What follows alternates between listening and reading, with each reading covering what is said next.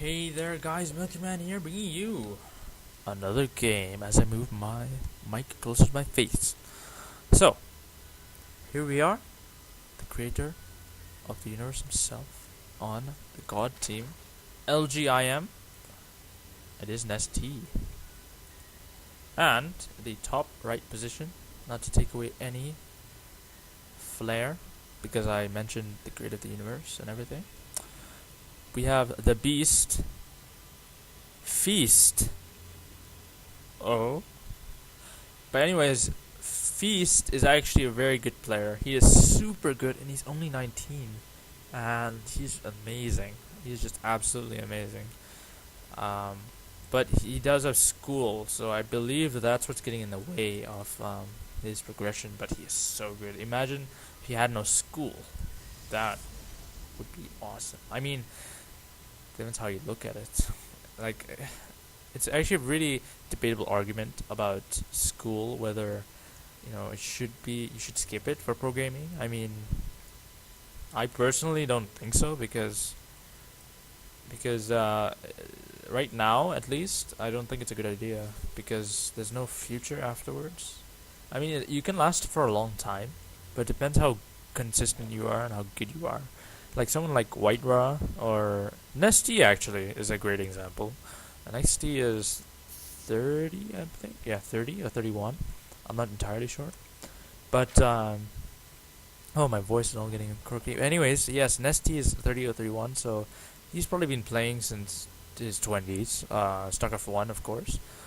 And, yeah, so he's probably just he's a good example, is what I'm trying to say. So, you do see Nestea just go straight for the third, because Feast does indeed block the natural from going down. So he just goes straight for the third. A lot of Zergs don't tend to go to this third. They try to kill this probe because they feel it's actually quite uncomfortable getting the third as your second. It's really weird. But for those who don't really mind, they'll just go for the third. They don't really care. Some people just go straight for the third. They won't even hesitate to go to the naturals. Actually, okay. But anyways, you should be seeing Lings go to the third to check for cannons and all sorts of shenanigans. And yeah, so let's see what happens.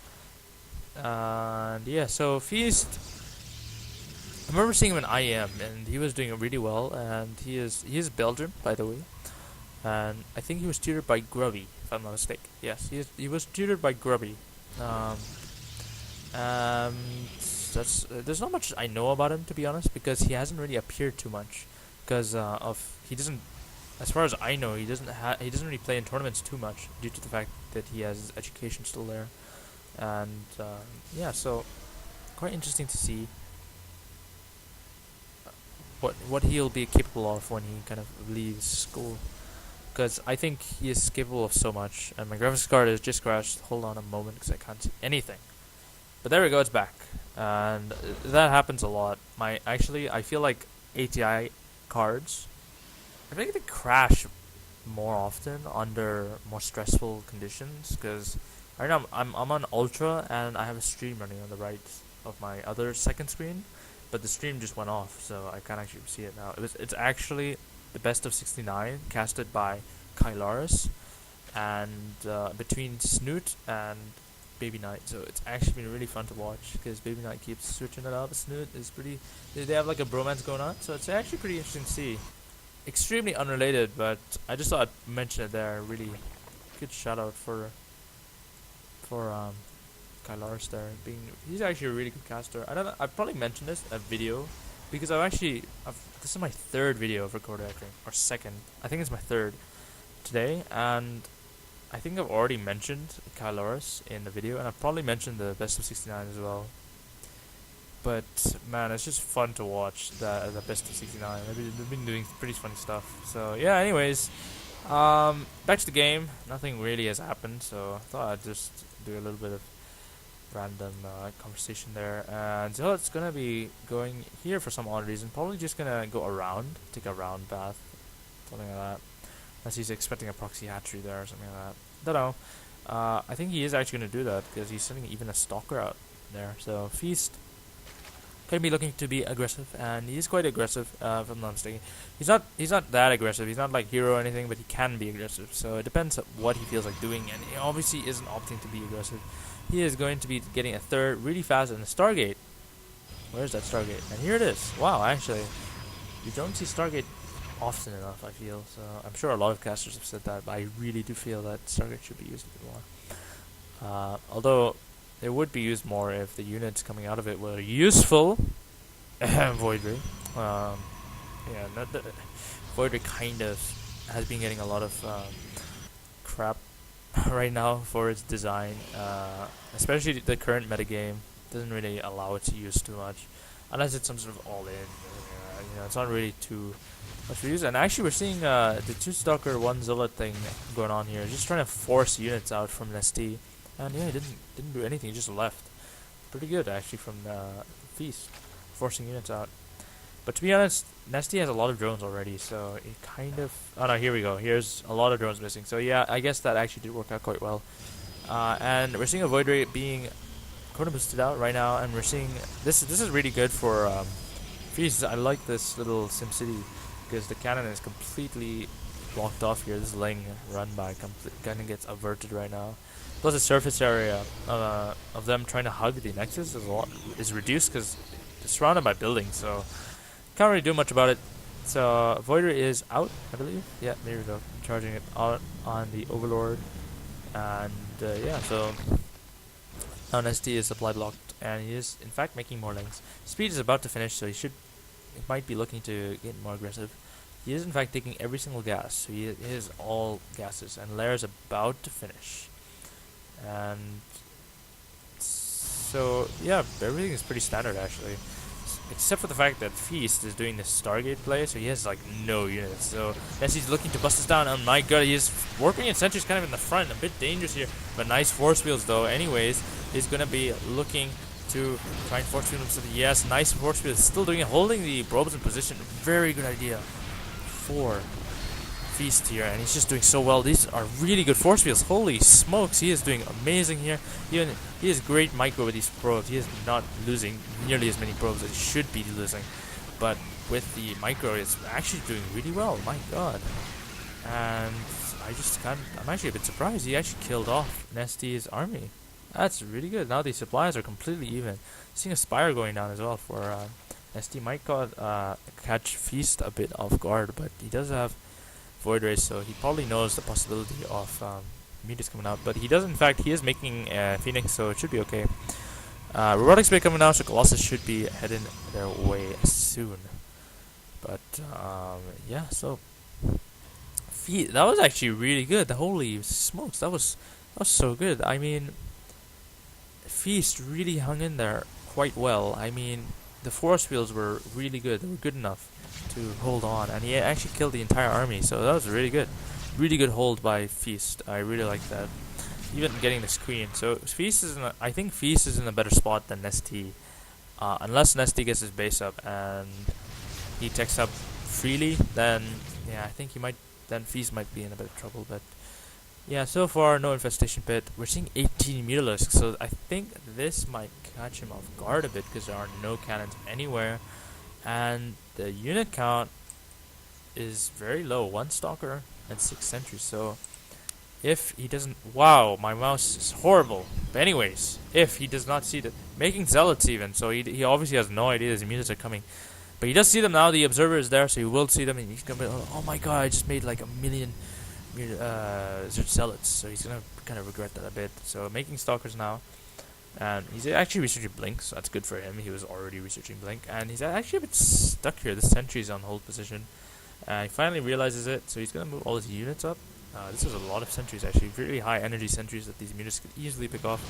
And here we go. They're kind of... Might see a dance here of units just going to be trying to dance around each other, but it looks like Stalkers...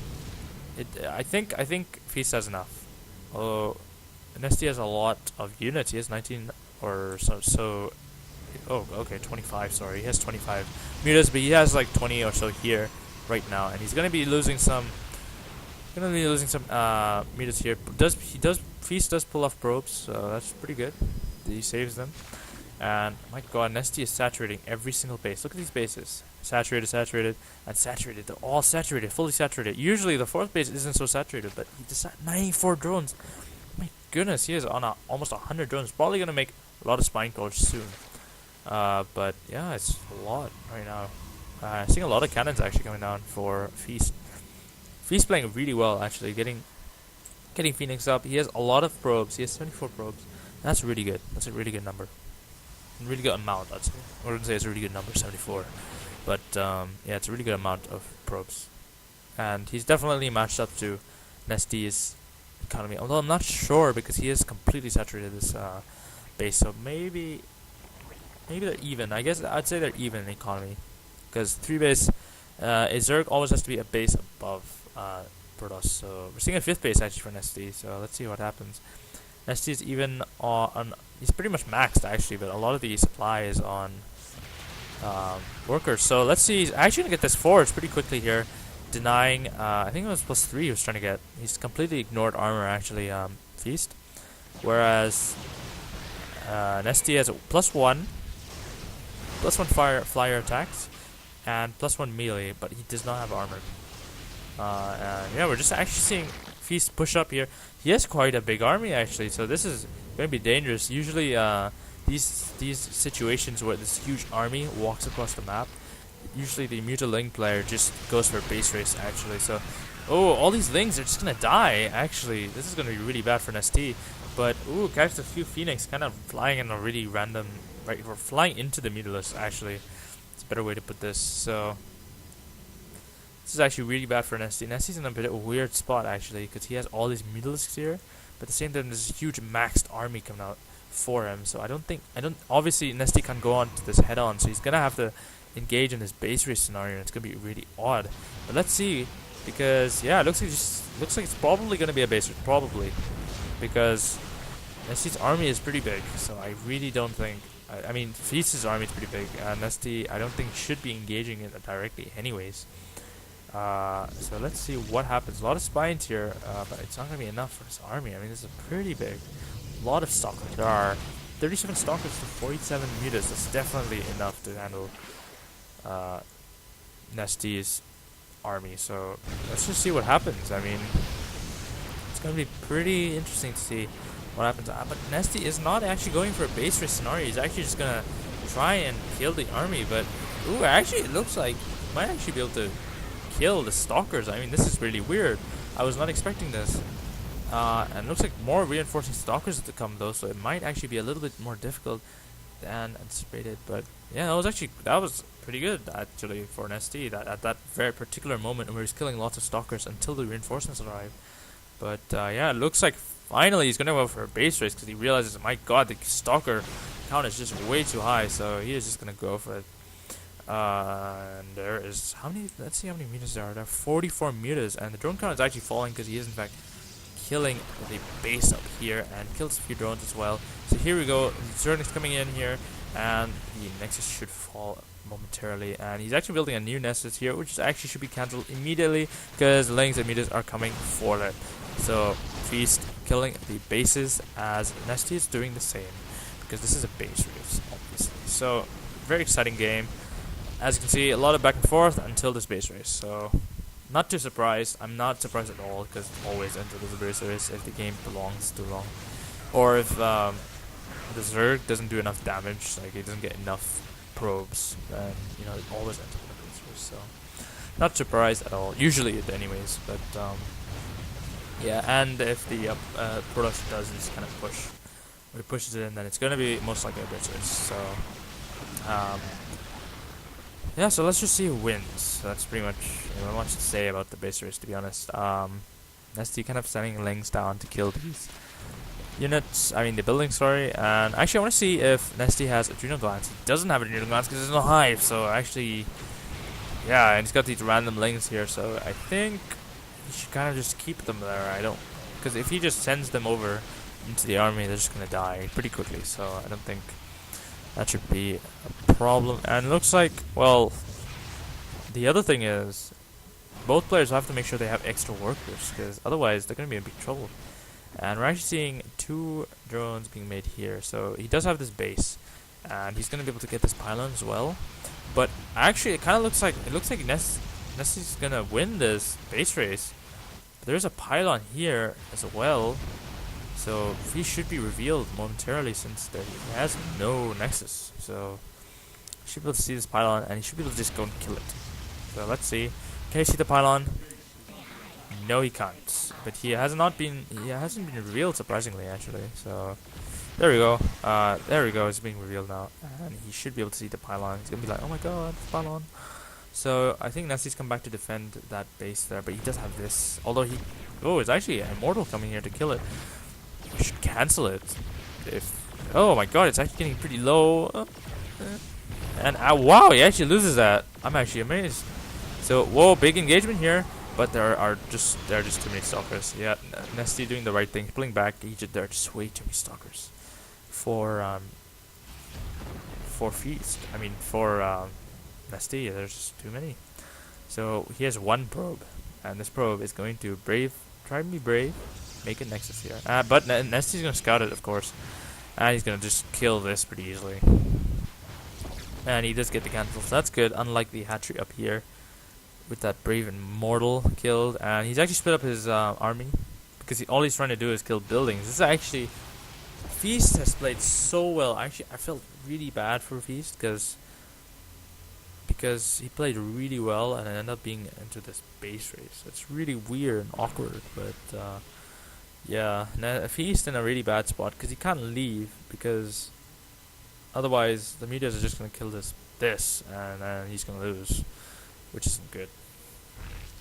But if he stays, then Nestea's just gonna get an economy up. Look, see, he's building drones already. So yeah, it's pretty hard for Feast to decide on what to do. And also, he's supply blocked. He has no pylons, so he's gonna have to make like 50 pylons before he's actually gonna be able to make probes. See, look, he's gonna have to make pylons, and that's gonna be pretty. It's gonna be a big part. And my God, if he gets that probe, it's actually gonna make a gigantic difference here. Because then he won't be able to get an economy up at all. So hopefully for Feast, he can get some pylons on. Ooh, but it's getting pretty close to getting into an engagement here. But let's see what these players decide to do. So finally, pylons coming down here, and yeah, it's just dancing right now. So let's just check the unit count here. We have 27 stalkers to 41 mutalisks. Yeah, I'm not sure how. I think the mutalisks win if they're microed well, but I'm not sure. There are just so many mutas here, and oh, here we go, big engagement. But no, we're still seeing the muta and stalker counts are kind of been reduced by a lot, but I have no idea, to be honest, who is going to be able to win this. And yeah, Feast has to avoid getting this probe into the line of into this ball, because otherwise it can be quite sad, because the area effect damage can actually just bounce onto the probe and it will die. So it looks like this squad of stalkers is going to try and get some probes here, and at the same time Nestea is trying to he's going to engage actually. So this is actually pretty interesting for Nestea. It looks like it's really favorable for Nestea. Actually, it looks like he's winning this pretty convincingly with actually +2 flyer attacks. I didn't know that. So yeah, pretty good upgrades. And Feast played really well, especially against someone like Nestea, and he's pretty new as well. So really good game from Feast. Pretty close, and I don't remember what tournament this is from. I think this is from a tournament. Day 9 and Kylars. Oh my God, this is the this I mentioned in my other video. I forgot which one. It was the other PVZ. What was it? I just did it. Okay, never mind. But I mentioned that about Kylars, and then there was the tournament where Day 9 and Kylars was there, and that was pretty awesome because I wanted to see Kylars in more mainstream tournaments. But anyways, this is from that tournament. I think oh yeah, it was IEM. This is IEM. That's right. So this was from IEM, this game. And yeah, so I hope you guys enjoyed. Get to see this exciting game between Nestea and Feast. So hope you guys like, comment, subscribe for more videos. Check out StarCraftCentral.net to support me and support some other people around the community and to help esports. And yeah, so I'll see you guys next time.